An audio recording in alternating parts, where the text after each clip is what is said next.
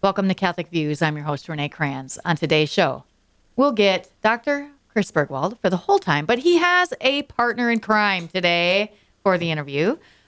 Father Andrew Dickinson is going to join Chris to talk about obedience and conscience.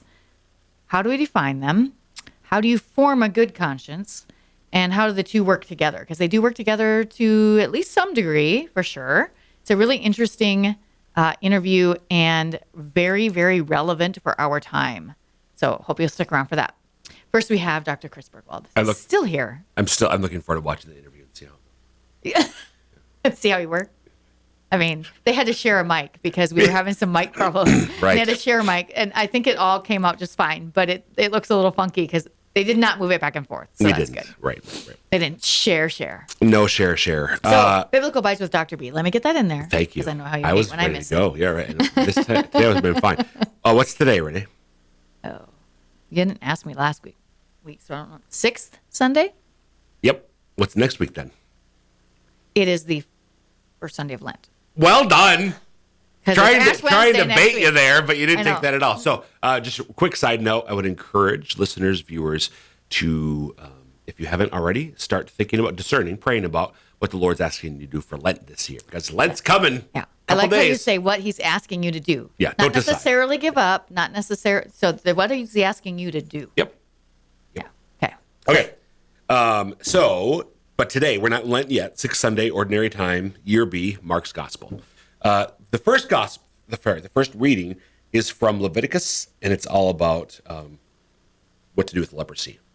You know, lepers are unclean. Now, that is something very, very crucial in our time. Maybe Elise can put up a... No, we don't want to see that. The Gospel, though, this is the Gospel. This is from Mark chapter 1, verses 40 through 45. I'm just going to read the beginning. A leper came to Jesus and kneeling down begged him and said, "If you wish, you can make me clean." Moved with pity, he stretched out his hand, touched him, and said to him, "I do will it. Be made clean." The leprosy left him immediately, and he was made clean. Then, warning him sternly, he dismissed him at once. He said, "See that you tell no one anything, but go show yourself to the priest and offer for your cleansing what Moses prescribed. That will be proof for them." And the guy goes and starts blabbing. Of course. Everybody does. Yeah. So, if you read Leviticus, though, the first reading, you'll see, if you get leprosy, you're cast out of the community. Understandably so. I mean, medicine at the time, they had no way. And here it seems to be not only just leprosy, the formal Hansen's disease or whatever it technically is, but other sorts of skin diseases, because they were so contagious that if you remained in the community, it could easily spread throughout the community.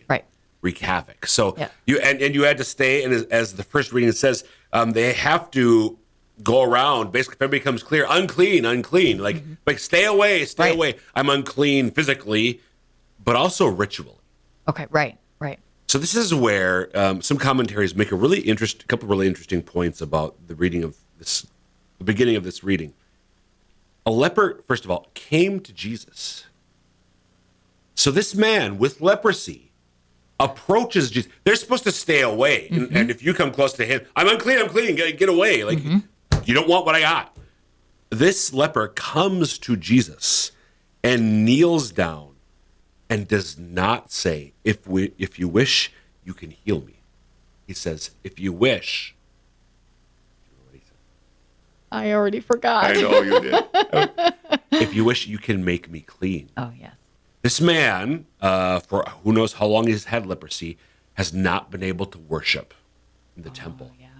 He's not been able to participate. He's an outcast from the community, and he cannot participate in the fullness of the Jewish religion by entering into the temple in Jerusalem or any synagogue or anything. Right. Didn't they have like a place around it that they could come, or no? No. I thought I heard that once, but okay. Not that I know of, at least. So his desire is, of course, in order for him to be able to be made clean, kind of has to be healed. But he doesn't ask for healing. He asks to be made clean so that he can worship again. So he approaches Jesus. Then Jesus, moved with pity, stretched out his hand and touched him. So Jesus could have, as we know, just healed this guy. But Jesus, in an act of showing, no, nothing can render me impure or damage me. I will heal you. I think we all could ask to be made clean. Amen. Thanks, Dr. B. You bet.